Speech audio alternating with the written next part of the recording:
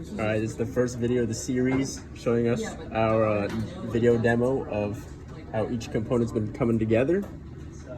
So we're starting with the one shot. So we just got the pulse coming in, and then we'll show you what the one shot does to it here. So if I press this button, this button right here, can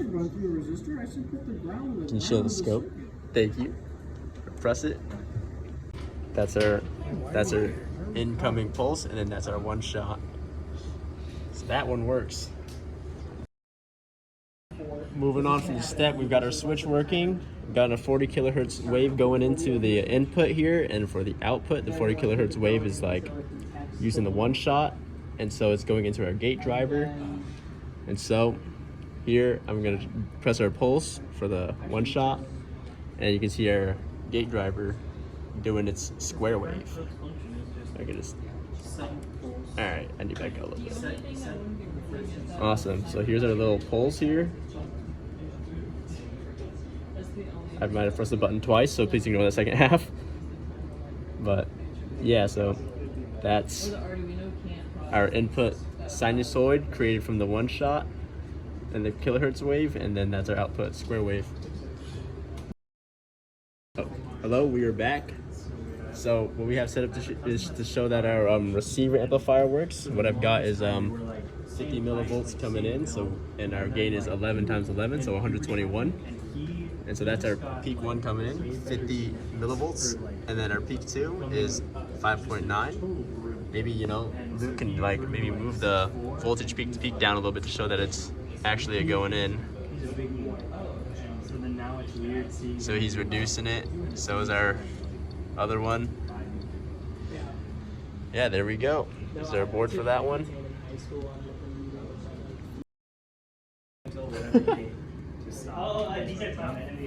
Alright, so now the setup we have here is we've got the gate driver output going into the TX, and then we've got the RX transducer hooked up to the amplifier we got going on.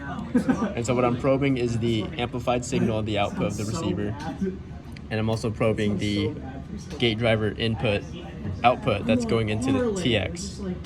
And so usually this is where the problems occur. We're gonna have Luke, I guess, use your other hand to hold this thing over it. And so I'm gonna just zoom out real quick. All right, let me try to time this. As I press the button. Nope.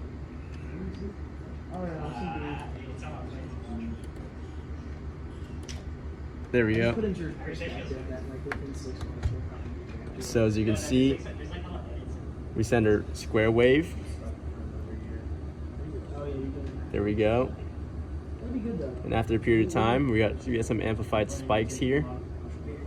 They're both at around 40 kilohertz, close enough. Yep.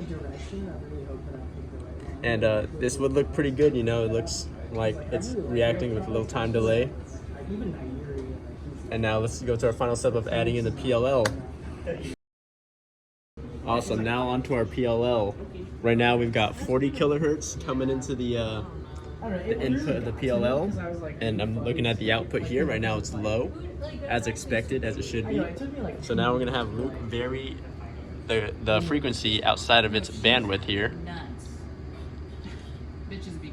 At 44 kilohertz it goes high. Oh. And let's try to go back down. Goes low again.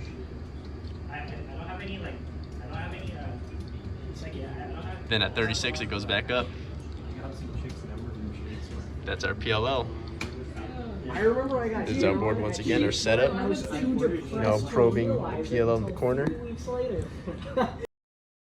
All right, now we've got everything put together. We've got the one shot going into the switch. We got the 40 kilohertz right here going right into there. And it's hooked up over here to the gate driver. The gate driver is going to TX. RX is hooked up to the amplifier. The amplifier is going over to my PLL over here. And we've got the PLL output right here, and we're going to probe it right here. And so this is where the problem occurs.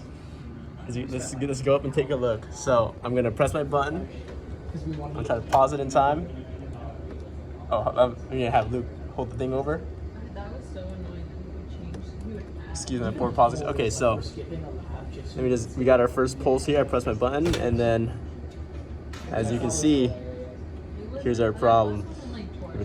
So you would expect a delay, of course, after the gate driver's signal sends. This is the gate drivers right here. So here's our square wave you would expect, and then you would expect the PLL to go like sometime after. But for some reason it starts, or it goes low, technically. It goes low whenever the gate driver starts sending. And even then our PLL does not look very pretty.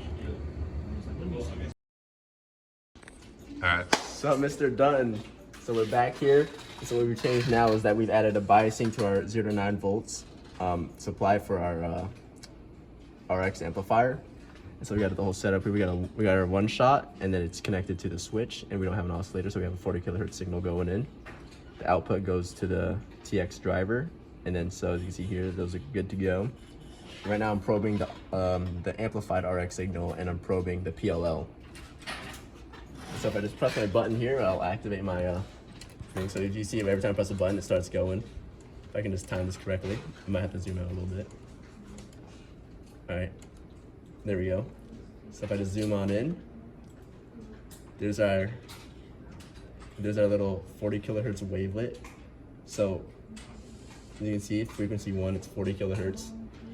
And our PLL does go low, but that is our problem because technically it should be going off around here instead of here. But otherwise, other than our PLL, the rest of the circuit's good to go. Steve Chan clocking out.